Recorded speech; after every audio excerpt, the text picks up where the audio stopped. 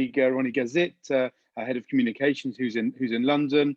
I'm Richard Pater, the director of BICOM, based here in Jerusalem. And thank you all very much for joining us today, especially at short notice. But we thought it was worthwhile just putting a marker down, responding to the exciting news that Israel is going once again to new elections in 3 months' time, at the end of March. So what I'll do is I'll make a few opening comments just now. I'm going to relate kind of to three issues, to the dysfunction of the government over the last 8 months, and kind of some of the root causes that why we shouldn't really be surprised that the government is collapsing, although we didn't expect it perhaps so soon. I'll focus a little bit on the events just of the last few days, because I think they were particularly dramatic and interesting, and then we'll look ahead to kind of to the political landscape as we stand now, and speculate about what we can see in the next few weeks ahead. So if I start and go back to kind of April, when the coalition government was first formed, a national unity government based on the idea to fight the threat of the coronavirus, both from a medical perspective and from an economic perspective. I suppose one of the early indications, they also set up at the same time what they refer to a reconciliation cabinet that was meant to deal with issues of national unity or issues of disunity. As far as I'm aware, they couldn't. The Reconciliation Committee never even convened, not even once. So that kind of is already kind of warning lights about the lack of coordination and the lack of functionality of this government. One of the premises that it was built on was that all the bills would be decided and agreed by both sides. There was a parity arrangement, which from a start was also off keel. Excuse me. Because of the disparity in numbers, that obviously the Likud side of half of the government had significantly more members than the blue and white side. Yet they were all meant to work on a parity basis and agree to everything that was going through at the same time, and which never also didn't really happen, which kind of led to a fault in a block of any progress in substantial legislation. There were a range of other examples pointing to the dysfunctional nature of the government. There were various ways in which the Prime Minister Netanyahu humiliated alternate Prime Minister Gantz and kept him out the loop. I think significantly, at least on one occasion, prevented him from speaking in a cabinet meeting when it was open to the media at the beginning. He kept him out the loop over the deal, over the Abraham Accords. Perhaps most significantly was in the aspect of dealing with the F-35s. The Prime Minister didn't consult either with Defence Minister Gantz or the Chief of Staff of the IDF, and instead sent his go-to guy, the head of the National Security Council, Shimon Ben Shabbat, to have an informal conversation with the head of the Air Force about a theoretical idea of a third party in the Middle East having access to the F-35s, and basically kept the defense minister out of that altogether. And most recently, when the Prime Minister traveled to Saudi Arabia again, the Gantz found out about it through the media and not through kind of appropriate mechanisms of communication that you would expect in the government. One of the most, the most significant aspects of why this government fell apart was its inability to pass a budget. Already from the beginning, this was a very sensitive and important issue, because, as you remember, we had then had a backlog of two failed elections during 2019. The last budget passed was actually a 2-year budget passed in December 2017 for the years 18 and 19. And so already from the beginning of 2020, they were working off a provisional budget built 2 years beforehand, which was then divided into 12 and then allocated on a per month rata basis. So there was a necessity already early on to pass a budget, especially compounded by the coronavirus crisis. And then we saw the Prime Minister, who had in recent years always favoured a 2-year budget, suddenly changed his tune and thought, because of the uncertainty, it was better to go for a 1-year budget. This was a lot by most political commentators seen just as a ruse, that he'd already worked out that there was a loophole in the coalition agreement that allowed him to only force a 1-year budget, therefore bringing down a government and remaining as the interim Prime Minister of a transitional government. And that's indeed what happened this week or last night when the government fell. Amongst that, within that crisis of passing a budget, We saw several senior members of civil servants within the finance ministry resigning over it, the accountant general, and another senior figure, the head of the budgets department, Shaul Meridor, who just happens to be Dan Meridor's son, another former Likud minister who's been very critical of the prime minister recently. But his prime minister and all these finance officials were seen as kind of part of the gatekeepers of Israeli of the Israeli system, and it was a big blow. If anyone wants to look back at the resignation letter of Shaul Meridor back in August, you will see kind of a very strident tones that he spoke about the politicization of the working of the finance ministry under the Likud minister Katz. And again, these should have been the warning signals to a lot of us. If I go to the most recent events of the last week, over last weekend, there were plans. Chaim Ramon, the former ex-Labour minister, was brought in as a negotiator on Benny Gantz's behalf, and they were working on a deal that basically would see a slight extension of the budget up until the end of next week, into January, and a compromise on the allocation of senior civil service appointees. Another issue which has been stuck for over a year. Israel hasn't had a full-time police commissioner, for example, for 2 years now. There are other senior appointments up for replacement, which also haven't been agreed upon. And this compromise was worked upon up until the dramatic vote on Monday night. Almost unprecedented, when we saw in the end Benny Gantz's Blue and White party pulled out and abstained. But what happened, there was a revolt within the Blue and White, that 3 backbenchers went out and voted with the opposition against this compromise bill. And also, incredibly, because the Likud is seen traditionally as one of the most disciplined parties, also pulled out and had one of their backbenchers as well vote against the government, and then subsequently joined Gideon Saar's party afterwards. People may have read in terms of the events of hiding in car parks and surprising people on the third reading of the vote. It was really quite incredible stuff. Even more incredible was the next morning afterwards, the Prime Minister realizing the extent of his fate, that he wasn't able to, that the government's ending was imminent. He reached out via Chaim Ramon to Gantz and actually accepted all of Gantz's 5 preconditions of guarantee to pass the budgets of 20 and 21, greenlighting all the appointments, etc. And then when he consulted with the Speaker of the House, realized that just technically it was far too late. There wasn't any time to pass that law and to accede to those requests, and therefore the government fell, and that's where we are now. To recap just briefly of where the lie of the land is across the political landscape, and we can talk about this more in people's questions. I should have said at the beginning that when I stop, I'm very happy to open it up to any questions that people may have, and have more of a dialogue. But for the first time, with Gideon Saar leaving the Likud party and opening up his New Hope party, that perhaps it can be primed that Bibi now has his greatest rivals from within the right wing camp. That obviously we have the stalwarts of Avigdor Lieberman, the Israel Beitenu party, Yamina led by Naftali Bennett, and now Gideon Saar, all propose a viable alternative to right-wing minded voters that are not Netanyahu, and this creates a real stress point for him. Usually, it's been much more convenient for Netanyahu to criticize his rivals of being left-wingers, which, in terms of Israeli politics, is considered the most derogatory term, perhaps sadly, that can be used to describe one's political appointments. But those sort of slurs or allegations won't wash with Gideon Saar. He's known to be has his right-wing credentials pretty much intact, perhaps even more right-wing ideologically than Prime Minister Netanyahu himself.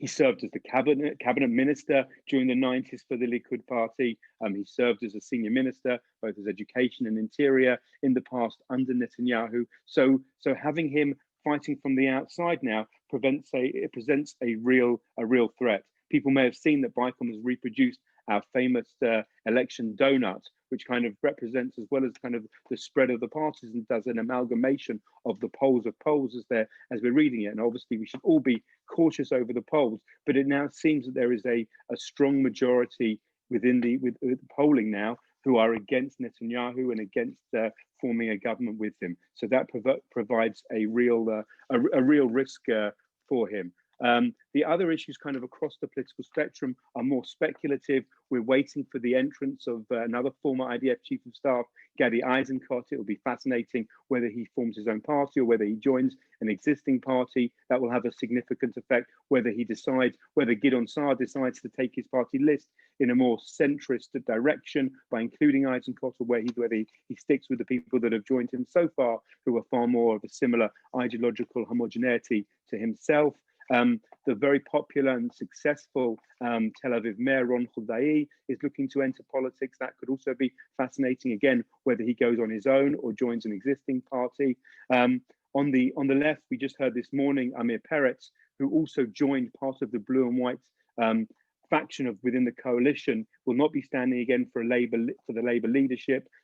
Labour, as you may have seen in the polls, is doing awfully badly. That may, for the first time in Israeli history, there could be the next parliament without any representatives of Labour, although that may be a little too early to wipe them off, because we'll see they may get a bounce when they have a new leader. But Amir Peretz, who joined the Netanyahu government in an effort to be statesman-like and join the blue and white agenda, has said that he's not standing again. So it'll be fascinating to see who takes over there. And there are also fascinating moves going on within the Arab Party, which I'll just say another word or two before I stop. Mansour Abbas, who's the head of the United Arab List, the RAM Party within the joint list, he's formally representing the southern wing of the Islamist Party. We should note that it's the northern branch of the Islamist movement, which has been outlawed as seen far too close to Hamas and Muslim Brotherhood. But the southern branch of the Islamist Party has representatives in parliament, and it's ironically been their leader, Mansour Abbas, who's been working very closely with the Likud, and from a very pragmatic perspective, that they're kind of learning the lessons of the ultra-Orthodox methodology that says, if you want to get things done, if you want to increase and bring budgets to your constituency area, there's nothing, en malasot, as they say in Hebrew, you have to kind of be pragmatic and work with the governments of the day, and that's what they've been doing. They've been working on a range of issues, and this has obviously caused a lot of tension within the joint list. And the question remains whether they will remain unified and fight together. Obviously, the issue is because of the threshold being at 3.25%, there is a fear that if they get lower than that, then they don't get any representatives at all. 4 seats is the minimum that you can have representation in the parliament. That's what kind of imbued them to run together in the first place a few years ago. There are also suggestions that Ayman Odeh could also, if the list does fragment, he could be tempted to join a new party that would be a joint Jewish and Arab party, which is also could be a fascinating development on the left. So there are lots of questions at this stage, but it's clear it's going to be a fascinating campaign. I stress all the individuals because I think one of the characteristics that have guided Israeli politics in recent years has been that it's been about personality politics far more than substantial policy debates. The Likud hasn't produced a manifesto for several years now, and for good reason, because they understand that it's about personality, it's about leadership, it's about personalities, and so they don't even bother to produce a manifesto, which I think for a UK audience would seem quite strange, but that's the nature of the beast here. In conclusion, a lot of people are concerned, worried that that we're going to 4 elections in 2 years. Something is clearly not working with the system. The Israel Democracy Institute put out a report yesterday that said that Israel is kind of features amongst all the Western democracies having the most frequent elections, and this is very, very difficult for governability. Obviously, the issue to change all that is that you need a functioning parliament stable enough to institute electoral reform, and that's something that we obviously haven't had. And if we were to get a stable government, then they would perhaps be less inclined to institute such reforms and disturb the system once they've been put into government. So these are part of the dilemmas and challenges that we have. I'll stop there, and as I said, I welcome any questions. I can see a question on chat that I'll read out, and then I'm happy to take any more. How do we see the Biden presidency impacting the upcoming election? Well, I think, listen, I also should mention that within the election cycle will also be the Prime Minister starting the the evidentiary stage of his trial, which is due to start in February, which will also be a fascinating impact on the election. I think Biden obviously will only be inaugurated at the end of January, but kind of will see through the last couple of months of the election. I think, generally speaking, the Biden presidency will be a return to kind of a normalcy of Israeli politics. And we're unlikely to see a Biden administration interfering too much. I mean, as opposed to the Trump administration that was very keen to offer various rewards and incentives to Netanyahu, we saw around the elections of the recognition of the sovereignty over the Golan. And other aspects which were clearly supportive and framed to boost his ally into office. So I think the Biden presidency will be far more circumspect. One could be suspicious that he may have an alternate bias in favor of the centrists, and has a working relationship both with Benny Gantz and the Yesh Atid. But I don't think that we're going to see a particular direct involvement in a real sense. I should mention just on blue and white, there are lots of question marks whether blue and white itself will be running in the end. There are lots of suggestions that the party could splinter away and join other parties. Some may be persuaded to reunify with Yair Lapid. Some even may be tempted to go with Gideon Sa'ar. It's far from clear, although they're talking on record, on public at the moment, that Benny Gantz will stay in and it's for the duration. The polls clearly are looking bad, and it's not clear whether he has that same fire and passion to continue. There's also the issue of Gabi Ashkenazi, which was considered also the great hope for some, but by all accounts, he seems to be rapidly losing interest in politics. It's not clear if Benny Gantz would step aside, whether Ashkenazi would take up the helm and want to be the leader of the party, or whether he would also return back to an alliance with Yair Lapid, or in fact whether he would decide also to go home and to make some money in the private sector instead and see out his retirement in other fashions. Just looking, I have another question here. Netanyahu has made a number of pre-election promises, including annexing the Jordan Valley in previous round. Do you see any such promises coming ahead in this election? I mean, the whole story of the extension of sovereignty or annexation was fascinating. I think in blue and white's defense, because obviously they're receiving a lot of criticism. They were, there are two readings of this. There's one sense that says they were a large part in pressuring the White House and showing that there was already a multi-headed leadership in this current government that didn't all support annexation, and therefore that helps persuade some factions within the White House to not to endorse it.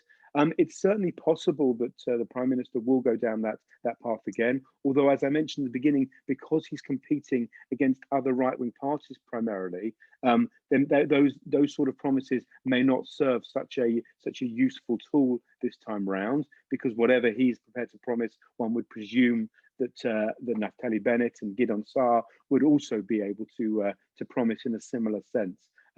Although electioneering and promises are part and parcel of the course in any country, so of course there will be some aspects of that. We've already seen that the Prime Minister is very keen to emphasise the Abraham Accords as part of a key achievement, and so there is speculation whether in the next 2 or 3 months there will be any other parties, any other countries joining the wave of normalization. That would obviously give a definite boost to Israel. But I think, again, these are not policy divides. I think everyone, almost across the whole of the political spectrum, would welcome other countries normalizing ties with Israel. So it's not clear if that's something that will actually gain him any extra seats, as opposed to just a general approval. Okay, let's see where else we have.